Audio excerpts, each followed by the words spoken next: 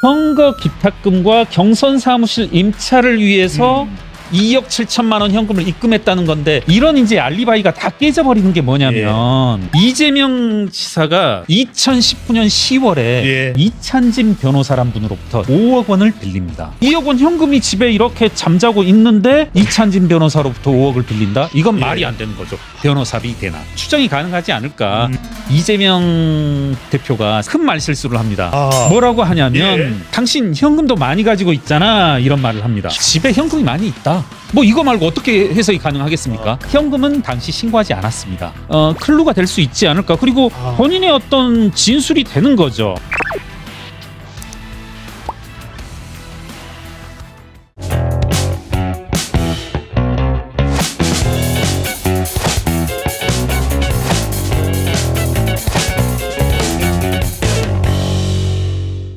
여러분, 이 말도 한번 귀담아 들을 필요가 있는데, 이게 뭐냐면, 자, 이거 들어두십시오. 선거 기탁금과 경선 사무실 임차를 위해서 2억 7천만 원 현금을 입금했다는 건데, 이건 일리 있는 이야기입니다. 무슨 말씀이냐면 대성 정선 자금을 신고해야 되는데, 당연히 신고해야 되고, 여러분이 뭐 직장 생활을 한다, 사업을 하신다 하면은 비용 처리를 하기 위해서 임차 보증금을 한다, 누군가의 계약금을 주기 위한다, 물품 대금을 주기 위해서는 반드시 계좌로 이체하셔야 됩니다. 이게 인정이 안 돼요. 인정이 안 돼. 현금으로, 야, 그럼 우리 뭐라고 생각하면, 현금 2억 3억 2천 집에 있었다면 그냥 경선 사무실 임차하는데 보증금 1억 5천 현금으로 주면 되지 않느냐 할 수 있지만, 그건 이제 인정이 안 되는 거죠. 선거법상. 그리고 우리나라 세법에서도. 이건 자료와 근거가 남아야 된다, 이 말씀이죠. 그렇죠. 맞습니다. 자, 이 말을 조금만 기억해 두시고, 이런 이제 알리바이가 다 깨져버리는 게 뭐냐면 이재명 지사가 2019년 10월에 5억 원을 빌립니다. 누구로부터요? 이건 뭐 실명이 나오니까 그런데, 저랑 같이 참여연대에서 집행위원장을 하셨던 이찬진 변호사란 분으로부터 사법연수원 변호사로부터 사법연수원 동기이더라고요. 이재명 대표와 이분에게서 5억 원을 빌립니다. 이 5억 원을 빌린 사실은 어떻게 알 수 있냐면, 이 순회동 자택의 등기부등본을 떼보면 근저당권이 7억이 설정되어 있거든요. 채권 최고액이. 일반적으로 채권 최고액을 뭐 금융권은 120%, 140% 이렇게 설정하고, 사인 간에는 대개 140%더 높게 설정하는데, 그 7억이 설정돼 있어서 1.4로 나누게 되면 5억 원이고, 실제 이제 이찬진 변호사가 인정한 건데, 이게 이제 민주당 공보국의 설명이 완전히 깨져버리고 탄핵되는 거죠. 왜 그런 거예요? 무슨 말이냐면 2019년 3월에 이재명 대표는 2억 원을 출금해서 가지고 있다가 2년 동안 집에 보관하고 있었는데, 그죠? 안 쓰고 보관하고 있었는데, 돈이 필요했는데. 그렇죠. 2억 원 현금이 집에 이렇게 잠자고 있는데 2019년 10월에 이찬진 변호사로부터 5억을 빌린다? 이건 말이 안 되는 거죠. 2019년 10월이 어떤 시점이냐? 9월 10월이 이때가 이재명 당시 지사의 이 선거법 위반 혐의로 1심, 2심, 3심이 이루어졌고, 지금 시점에서 돌이켜보게 되면은 그거죠. 변호사비 대납. 이때 이제 제 기억으로는 뭐 초호화 변호인단이 있었지 않습니까? 1심, 2심, 3심에 걸쳐서. 그리고 이제 뭐 시가로 따지면 수십억에 달할 것이다, 이런 예상을 하였는데, 이재명 지사는 나 이거 단돈 뭐 2억 얼마다, 3억밖에 안 들었다고 이렇게 말씀하고 있는 상황이고요. 저는 이런 합리적인 의심 혹은 추정이 가능하지 않을까. 이때 당시 이재명 대표는 변호사비를 여러 가지 합법적인 방식의 계좌이체 방식이 아닌, 계좌이체 방식으로는 약 2억 얼마밖에 안 되고, 이건 이제 제가 알기로 다 이제 신고가 돼야 되기 때문에 현금의 방식 등으로 이렇게 주기 위해서 이 현금을 이미 다 그때 쓰지 않았겠냐. 이게 합리적인 추정이 맞을 것이다. 저는 이렇게 보고 있습니다. 그 이후에 어떤 다른 말은 없고요.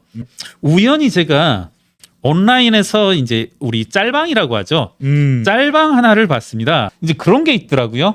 이재명 대표의 사진과 함께 당신 현금도 많이 가지고 있잖아, 부인에게, 김혜경 여사에게 당신 현금도 많이 가지고 있잖아, 이런 이제 자막이 깔린 이 짤방이 이제 이렇게 돌던데, 저는 그래서 참고로 이 자리에서 여러 차례 말씀드렸지만, 이재명 대표가 이례적으로 현금을 보유하고 있다는 게 2019년 말과 2020년 말이었거든요. 각각 2억 3억 2천을 가지고 있다 이렇게 예. 신고를 했는데 그래서 이게 2020년 네.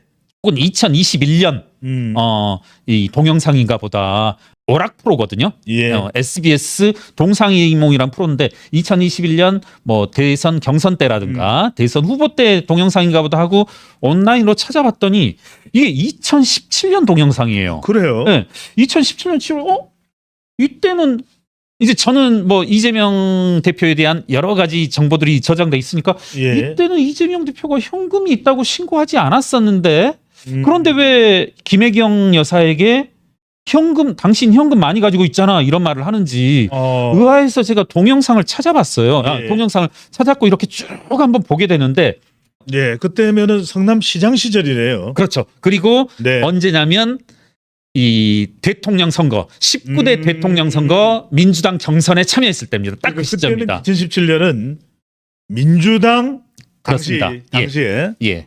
민주당 문재인 대통령 안희정 지사까지 출마를 맞습니다. 예. 바로 그 경우인가요? 그렇습니다. 네. 딱 그때입니다. 네. 지금 참고로 제가 그래서 이것과 관련된 여러 가지 정보를 찾아봤었는데 이것이 또 대장동과 관련해서 수사가 되고 있는 지점입니다. 2017년 민주당 내부 경선조차도 지금 대장동 관련 검찰의 수사 포인트인데 제가 한번 해설을 해볼게요. 동영상으로 한번 여러분 찾아보시면 재밌어요. 네. 이게 뭐냐면 김혜경 여사와 이재명 대표가 티격태격 하는데 뭐냐면 있을 수 있는 우리 흔한 50대 60대 부부들이 싸울 수 있는 야 김혜경 여사는 나 재산 하나도 없다. 이 집도 순회동 집도 네 거고 다 네 거다. 내 명의 재산이라고는 한 푼도 없다. 예. 내 나이 50인데 이래도 되냐 하니까 이재명 대표가 상당히 예. 치밀하신 분인데 항상 어딘가에서 뾰족뾰족 말실수를 하는데 예. 제가 봤을 땐 큰 말실수를 합니다. 아. 뭐라고 하냐면 당신 현금도 많이 가지고 있잖아 이런 말을 합니다.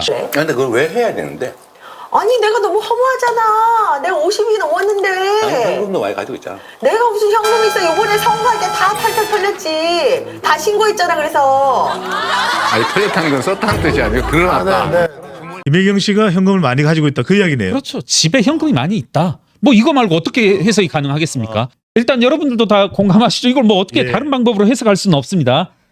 제가 있을 수 있는 반론 한번 나중에 소개해 볼게요. 그리고 한번 그거에 대한 설명도 드리는데 이때 김혜경 여사가 이제 이 청기누설급도 말실수를 합니다. 부창부수식으로. 뭡니까? 뭐라고 하냐면 자막과는 이 자막에는 다른 말이 흘러나오고 예. 이 김혜경 여사의 실제 발언은 뭐냐면 내가 무슨 현금이 있어 이번에 선거할 때 다 탈탈 털렸지. 예. 그러면 이제 대선 경선일 때죠. 내부 경선일 때. 2017년입니다. 그렇습니다. 다 신고했잖아. 그래서 예.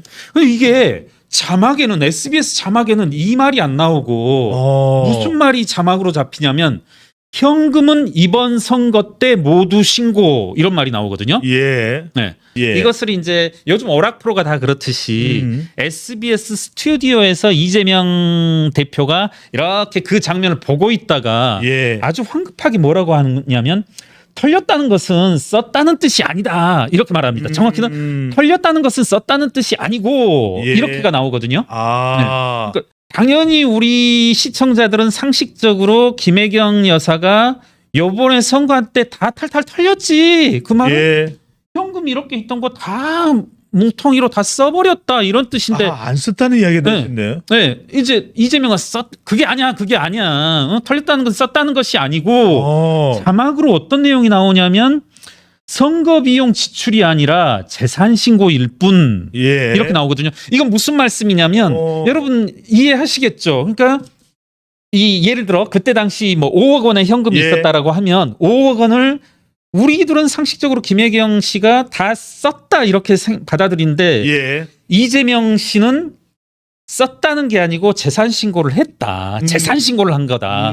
경제학 용어로는 어렵게 말하면 플로우 스탁 개념인데 그래서 제가 기억에도 담고 있지만 나중에 우리가 이게 이제 시사저널 우리 PD분들이 다 편집해서 하실 테지만 예. 저도 한번 다시 찾아봤어요. 다 재산 신고 내역 이거를. 근데 현금은 당시 신고하지 않았습니다. 2017년에요. 예. 2017년, 18년 다 신고하지 않았고 예. 2019년에 비로소 이제 2억을 신고할 뿐이고 이분이 그래서 이것도 좀 크게 걸렸다. 저는 예. 말실수를. 예. 예. 그러면은 이 여기서 핵심은 그거네요.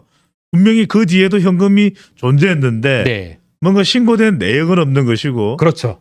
그 이후에도 보면은 현금을 썼다라고 하는 정황은 나오고 있다. 맞습니다. 그리고 주식 투자도 했잖아요. 맞습니다. 예, 그 주식 예. 투자 뭘로 했냐고 했더니 계좌에서 돈을 뺀 게 아니라 뭔가 가지고 있는 돈을 했다. 맞습니다. 예, 예, 예. 예. 그러니까 이게 보시게 되면 제가 이제 그래서 딱 앞뒤 정황들을 다 이제 조사를 했었는데 예.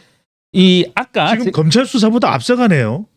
그렇죠. 사실 이건 저도 우연히 찾은 거죠. 예. 우연히 이제 동영상을 찾은 건데 네. 일종의 클루가 될 수 있지 않을까. 그리고 본인의 어떤 진술이 되는 거죠. 예. 그러니까 제가 아까 무슨 말을 했냐면 아직 네. 그 민주당에서는 워낙 이제 회계망측한 이론들이 많이 나오는데 이재명 대표가 당신 현금도 많이 가지고 있잖아. 이런 말을 아주 정정은 사실 회계사들만 쓰는데 예. 현금이라고 하면 예금도 포함하거든요. 회계 업종에서는 예, 예. 현금 등감을 정확히는 현금 등감을 그래서 이제 감사보고서 보면 현금 및 현금 등감을 하면 예금도 포함되는데 혹시라도 민주당 측에서 이때의 당신 현금도 많이 가지고 있잖아 이런 의미는 예금의 의미로 쓰였다 예, 이렇게 이제 할 수 있지 않겠냐. 그러니까 은행 계좌에 들어가 있어도 그걸 현금으로 볼 수 있는데 재산 신고하는 거에는 따로 있습니다. 예금과 현금이 따로 그렇죠. 따로 있고 회계사들이나 이제 현금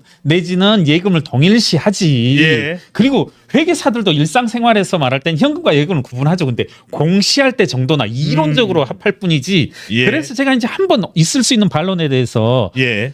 2017년 3월과 2018년 3월 이재명 대표 그리고 배우자 김혜경 씨의 재산 내역을 한번 봤는데요. 네. 예금을 그 배우자께서는 5천만 원 신고를 하셨습니다. 5천만 원 신고를 하셨고 2017년 3월에는 예. 그리고 2018년 3월에는 그러니까 지금 말한 김혜경 여사가 현금 다 탈탈 털렸잖아. 예. 말한 그 시점이 경과되고 나서는 오히려 예금이 4억 5천으로 늘어납니다. 예금이요? 네, 늘어납니다. 이제 예. 정확히는 김혜경 씨가 보유하고 있던 주식을 팔아서 늘어난 건데 그러니까 이거는 현금을 예금으로 해석할 여지는 없다. 그렇다면 애초에 SBS 동상이몽에 나왔던 동영상은 이른바 빼박 현금을 이야기하는 것이고 예. 이것에 대해서도 분명히 조사해야 할 테고요.